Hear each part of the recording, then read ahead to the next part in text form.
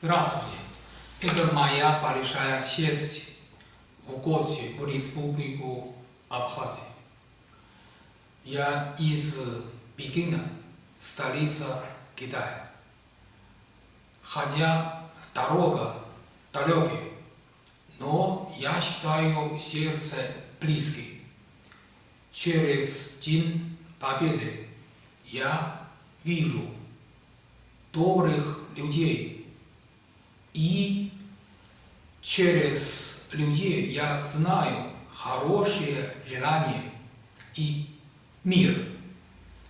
Конечно, природа хорошая.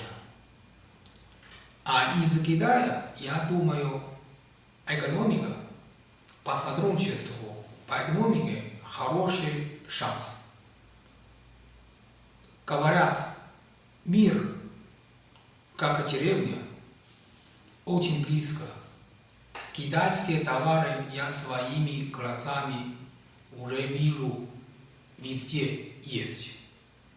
А если здесь вместе будем работать, это хороший шанс и для народа, и для экономики. Абхазии я попробовал много вкусные еды. Кухня прекрасная. Даже чача очень похожа на китайскую водку. Я чувствую, как пью китайскую водку. А мы для Абхазии сделали первый справочник. Республика Абхазия.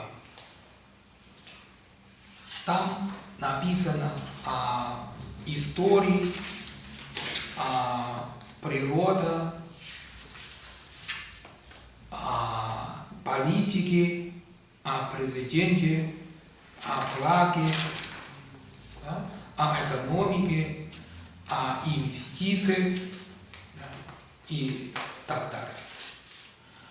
И в будущее время я бы хотел читать лекцию здесь о Китае.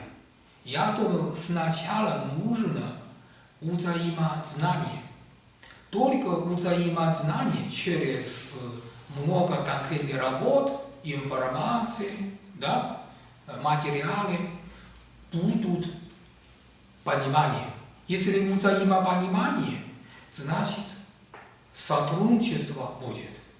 Если сотрудничество будет, то мир, то дружба будет. А если дружба будет, то мир обязательно будет. У нас план есть сделать сайт на китайском языке. В мире миллиарды людей будут читать на китайском языке о Абхазии и знать о политике, о экономике, о культуре, о ситуации, что случилось. Интересные, древние и сегодняшние, и о будущем.